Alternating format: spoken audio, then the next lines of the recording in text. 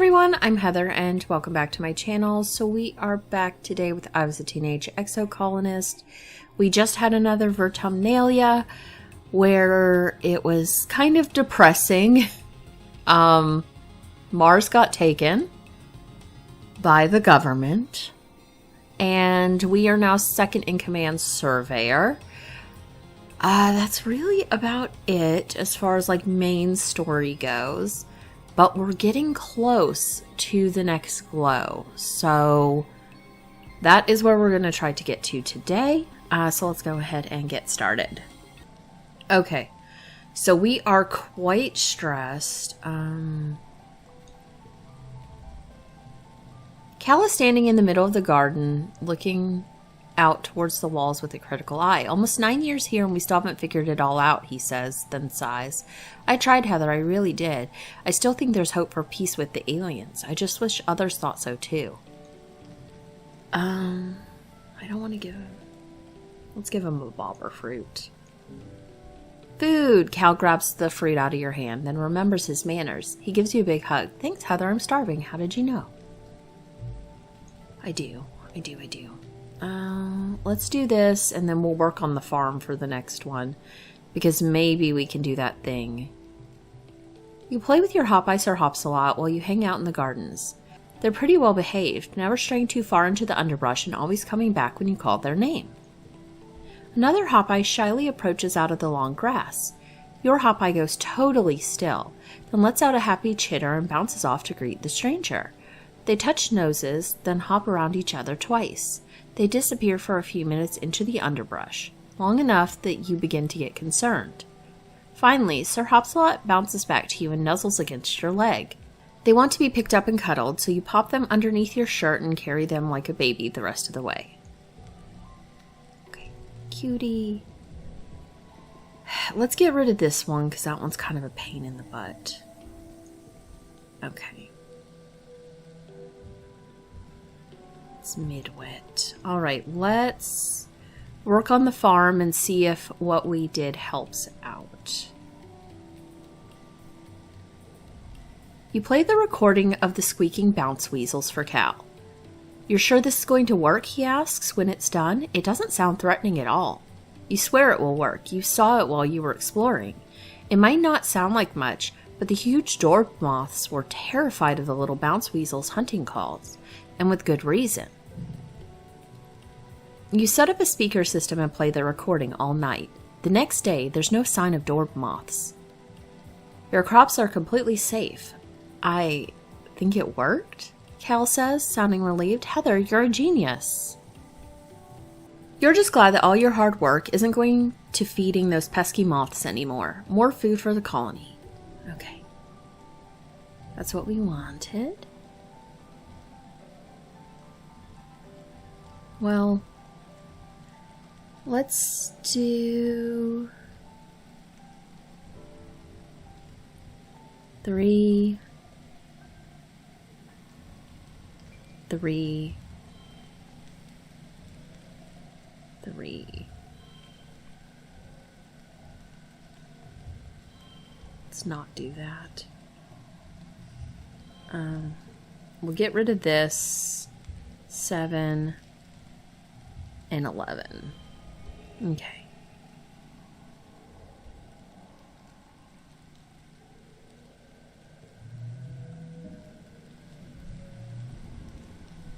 Okay, so we got that taken care of. It's late wet now. We could go out, but I'm not sure we need to. It might be the last chance, though. Although Mars is standing there. Nami's got something to say. Nami is in their usual spot in the lounge, surrounded by their steadily growing collection of body pillows and stuffed animals. They're curled up with their arms around a giant plushy creature, and seem to be scrolling listlessly through the movies available in the Colony Media Archive. You okay? No, Nami pouts. I've been betrayed. I finished all of Maid Stalker Ares and it ended on a cliffhanger. They tip over onto their side, clutching their plushie to their chest in anguish. Oh, I don't have any of those. I didn't know that the stratosphere had left Earth before the series finished airing, Nami whines.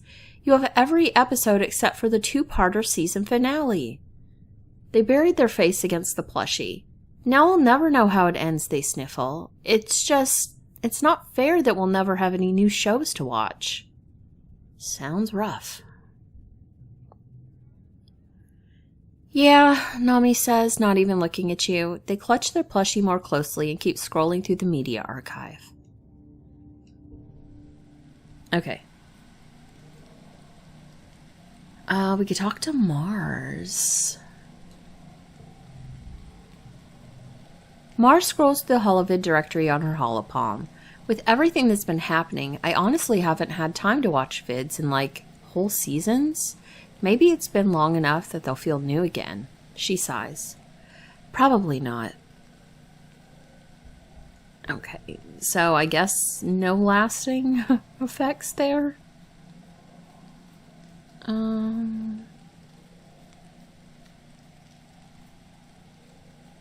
Anything we want to try to get up? Combat, toughness, animals are there.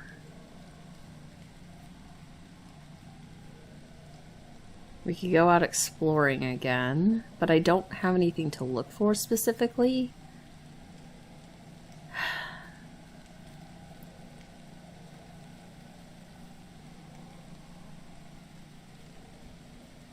Let's check up here, see what's offered here. So we can only do this, perception and organizing. And then organization and persuasion. I mean, it's not going to help us much.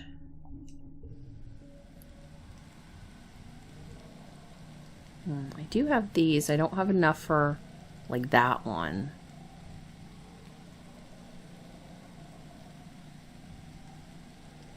30 plus engineering first collectible use is free.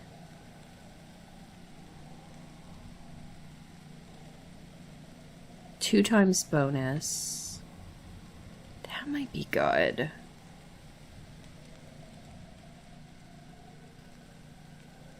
This thing. It's not going to help us in our battles. But it'll do some good for our skills.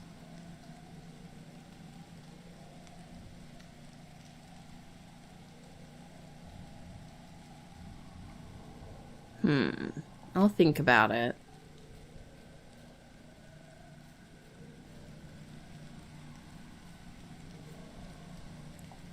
Let's see.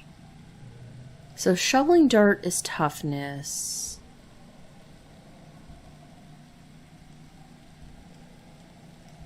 I could just do this. Today's task is shoveling a pile of compost taller than your head into the back of the colony's biggest hover lift.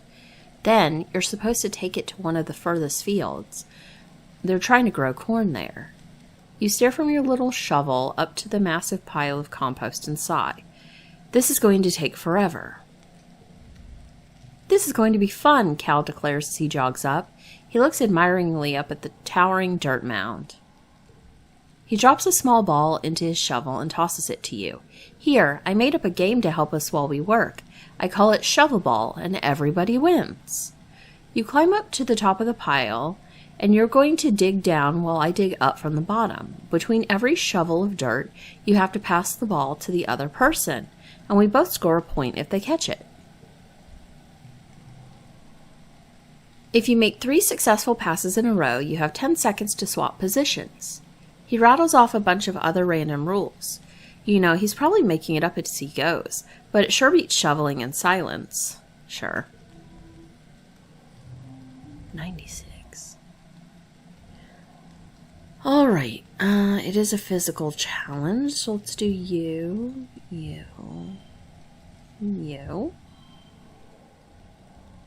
Alright.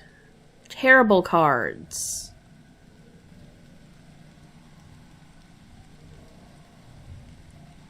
You. I guess we'll do you. You. And you. Okay. It's the best we can do.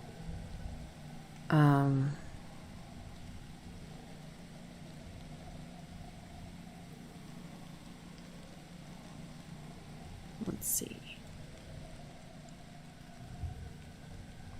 4, 5, 6, and 5. Okay. Alright, that's fine.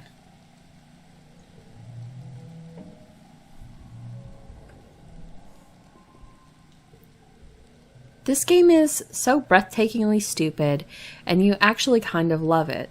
Before you know it, the compost heap is all shoveled up and loaded onto the hover lift. Cal is careful never to say which of you is better at shovelball. It's a cooperative game, after all. He's just happy he got to spend the afternoon playing games. Okay. So it looks like I'll get better toughness from that. Okay, toughness did go up quite a bit. Now it's glow. This is what we have been waiting for. Let's check around for people.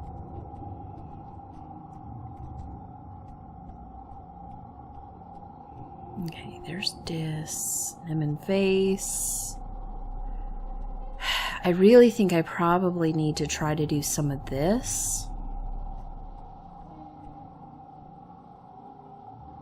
Just to get those skills up. Combat, animals, even bravery. Bravery and toughness. Defense training is combat and animals, so we'll do that. You drill on emergency protocols and how to shelter in place in addition to the regular fitness courses. Glow has everyone on edge, waiting for the inevitable attack.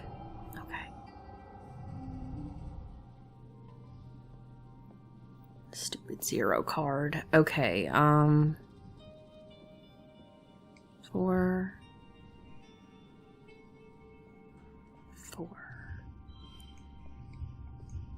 Okay. We won it pretty easily there.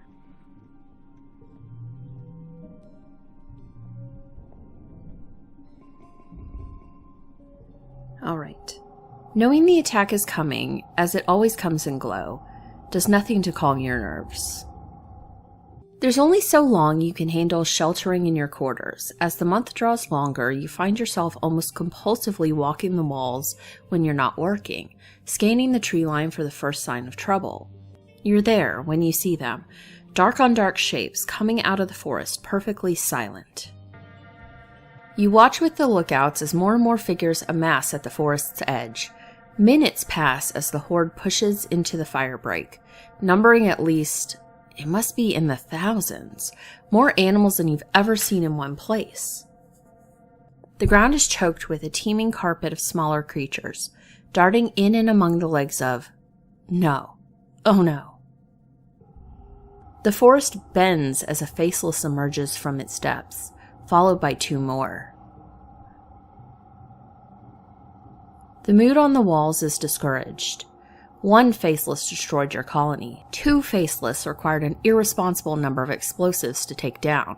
How are you supposed to be able to handle 3? Okay, let's fight. Survival is your only goal. It's what all living creatures do. The wave of attackers roll over the firebreak, crashing against the walls.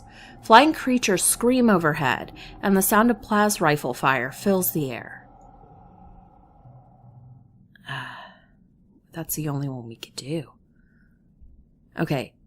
You rush towards the garrison to join the squads. As you run, you notice... I don't know how we got colony defense. The colony defenses are mediocre. That's all we can do. As you run, you notice that the colony seems to be holding its own. Nothing has breached the walls yet, and it seems that the tide of monsters emerging from the trees has slowed. The colony looks evenly matched. The battle's not in the bag, but so long as the defenses hold, things look hopeful. You're descending from the walls when you are thrown to the ground by a tremendous rumble. A few meters in front of you, something tunnels towards you through the mud. You have the impression of something long and dark that cuts through the ground like a shark through water. You scramble to your feet, but it cuts off your path, forcing you towards a geoponics outbuilding. It's a storage shed, mostly empty besides bales of hay used as float cow feed. It's dimly lit, but you think you see another door at the far end. The creature advances, throwing up rocks and chunks of dirt as it tunnels closer. Let's fight. It's hard. 96. We've been there. Okay. Card becomes 4. So.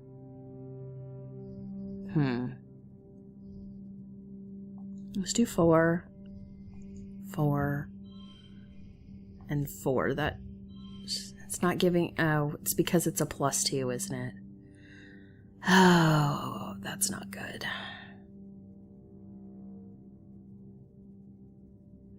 How about this one instead? Because then we'll at least get the bonus for them all being the same.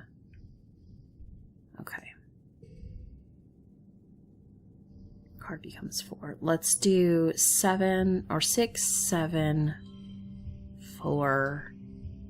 That one, and let's change it to a red. Because that should give us some bonus. Okay, so we only need 31. We can do this. Let's do...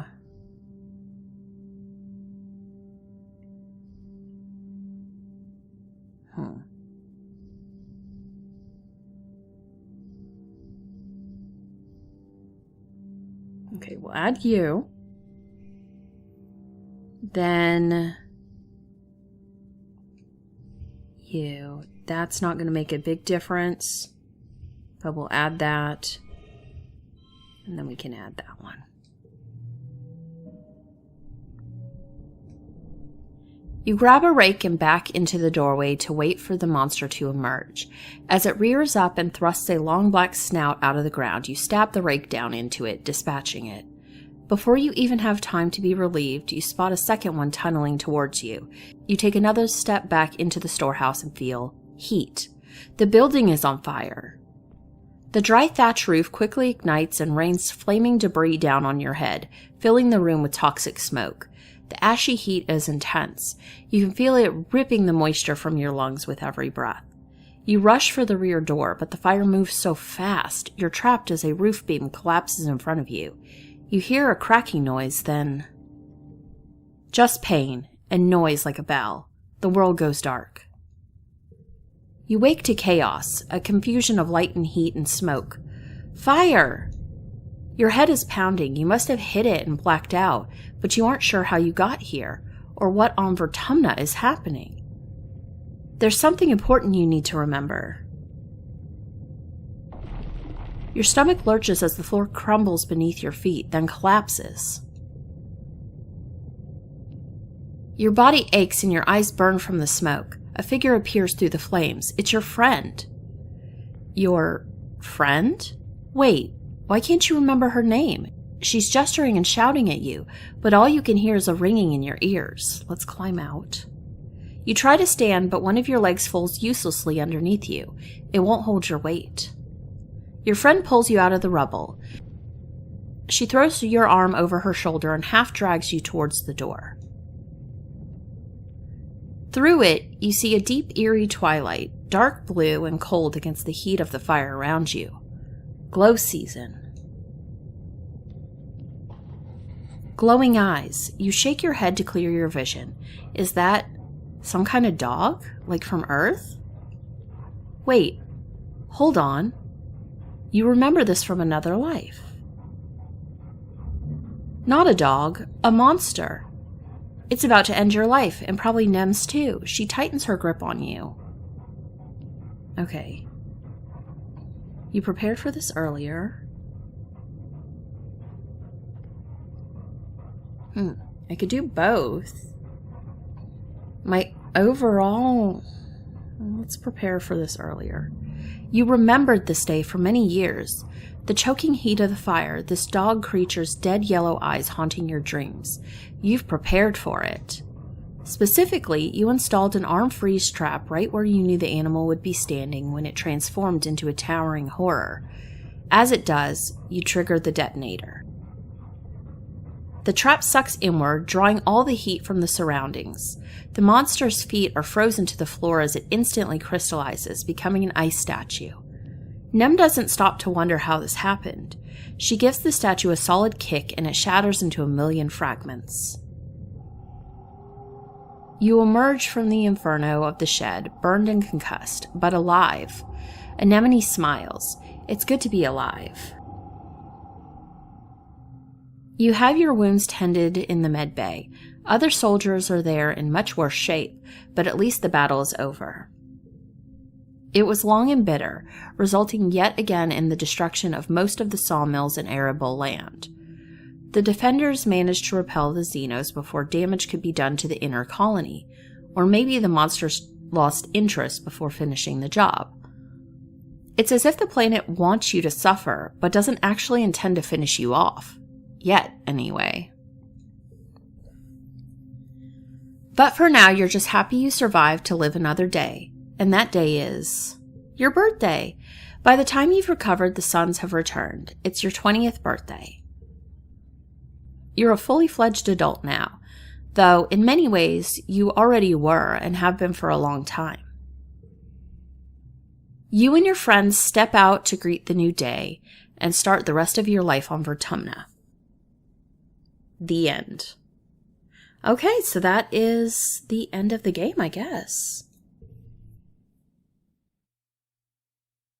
You reach your 20th birthday.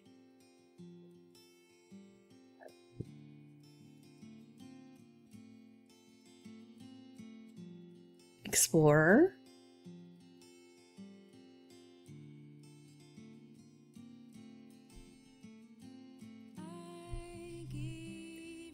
There's a whole planet out there to explore, and you intend to see every corner of it.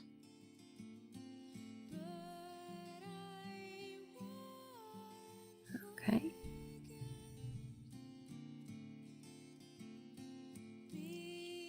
It's a dangerous planet out there, but also full of endless frontiers and new discoveries to make.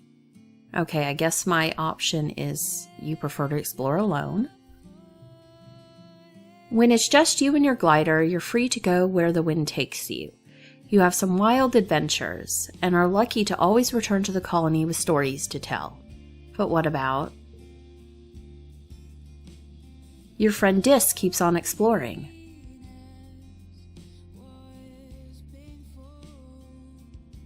He never really finds himself on the right side of colony authority, but he's the best surveyor in expeditions. Utopia defends him as best she can. He spends more and more time outside the colony walls, even during glow when the colony is supposed to be locked down. This earns him some distrust from the more militant factions in the colony. What is he doing out there? Who is he meeting? Utopia's word keeps him out of trouble, but it isn't enough to keep Dis from frequently being hauled in for questioning. Dis grows to resent the colony more and more every year. In his late 20s, he disappears during an unscheduled expedition past the resting ridges. Utopia leads the rescue attempt with you by her side. You're worried for him at first, but Utopia seems pretty calm, almost as if she doesn't expect or want to find anything. She reports that he's disappeared without a trace, and it's just the darndest thing. You'll always wonder if he's out there, somewhere. But what about? Your brief time with the mysterious gardener named Sim changed you forever. He changed the way you saw the planet Vertumna, and the way you saw your own people. You came to understand the place that humans had in this world and its ecosystem, that you were as much a part of it as any plant, bird, or bug. For years, you often imagine you see Sim out there, ducking behind a mush tree crown or slipping into the forest just as you turn your head to look. Each time you think you hear his gentle laughter on the wind, you feel at peace. It's as if he's still out there somewhere watching over you, his special human.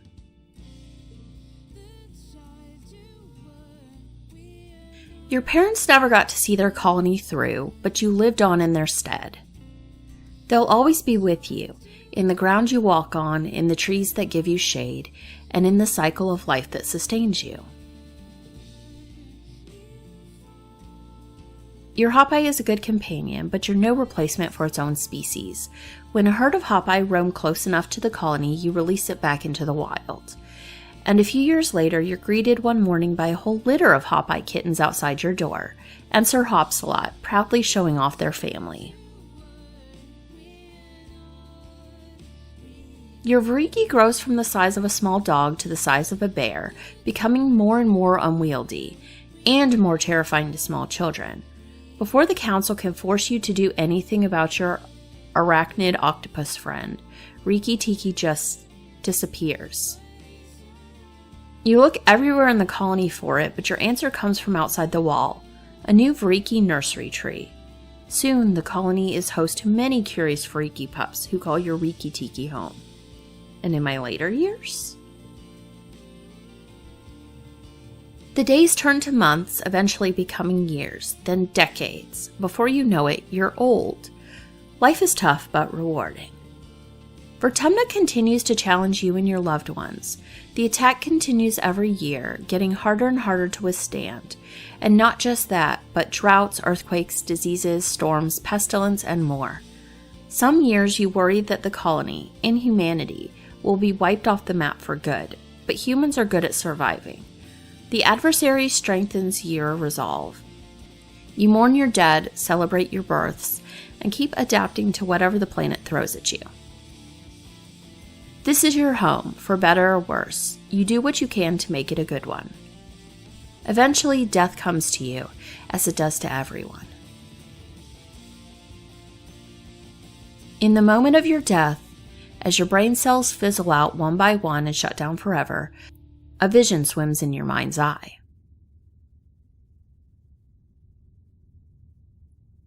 Is that a person? They seem so familiar. You feel like you know them so well. Oh, it's you, only ancient. Her arms are covered with so many data bands, so many lifetimes of knowledge. The ancient you speaks without moving her mouth, not in words but in something like pictures. Still, you understand. She smiles. We had a good life, don't you think? But there are so many possibilities, and this was only one of them. I could have done better. There was a girl when we were young together, Tammy, with the cotton candy hair. Such a shame to see a life snuffed out so young. She gives you a look, as if to say you were somehow responsible for this. Wait, were you? Could you have saved her? We have a chance to take another path, to change the way our life turned out. She reaches out a hand. Come with me. Okay.